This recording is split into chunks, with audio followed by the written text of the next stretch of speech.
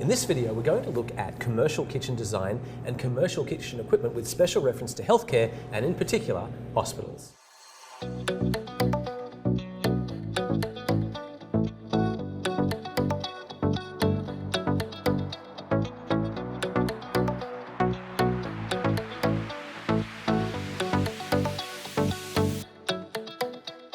Hey Ellie, how you doing? Great, how are you? I'm doing well, thank you. Now, you've had quite a lot of experience here in the world of commercial kitchens in healthcare. Can you tell me a little bit, what are some of the key factors you've got to consider here?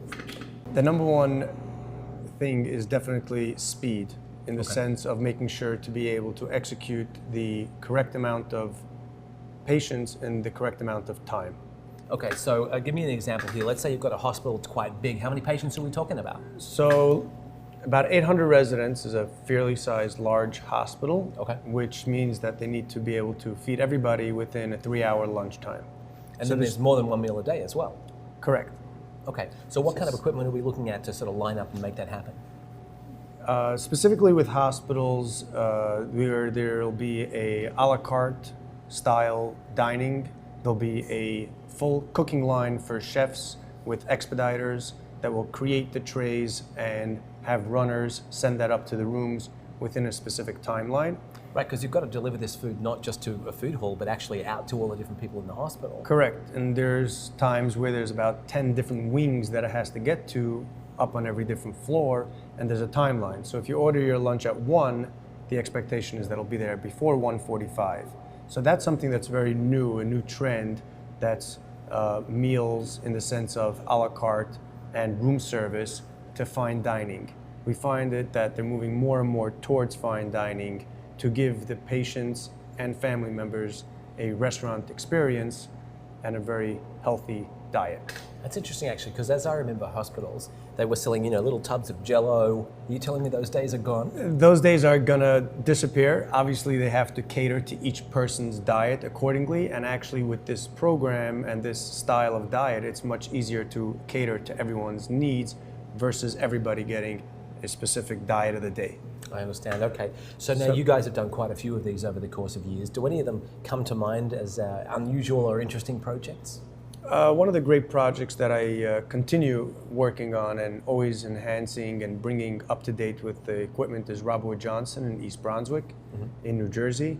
Another great facility that we work with is Overlook Medical Center in New Jersey as well. And we're actually currently remodeling the Morristown Medical Center, where we're moving from traditional tray service to the a la carte room service. So there's a whole new arrangement of needs in the sense of being able to cater for that, to be able to expedite those trays, a different setup in regards to the cooking equipment.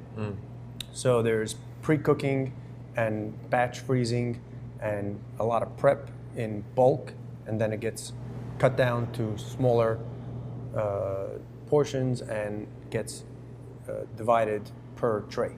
Understood. So one thing that may seem very obvious to you, but do kitchens, commercial kitchens in hospitals and in healthcare, do they have chefs? I mean, I assume they do. Yes, there's executive chefs, there's sous chefs, there's bakery and pastry chefs. They do Pastry have chefs in pastry hospitals? chefs in the hospitals. Yeah, definitely. Really? Yeah, believe it or not, their staff is probably larger than expected. So between the operation of dock to dine, as we call it, there's a lot of manpower. And one of the things about the equipment, and specifically when it comes to designing, is the kitchen flow as well as the cost of labor. So we want to make sure that the right pieces of equipment are allocated to be able to fit the needs of that hospital. So let me ask you one last question about this. Are there any particular perspective, any particular thoughts that come to mind when you think of commercial kitchen design in hospitals regarding safety or even sanitation?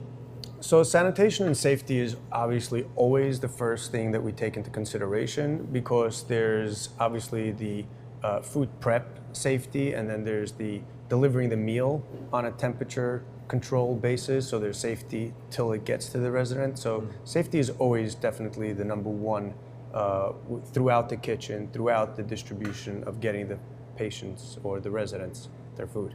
All right, good. And sanitation, I'm imagining, is a big deal in hospitals because you don't want people passing on, whatever diseases and so forth they might have.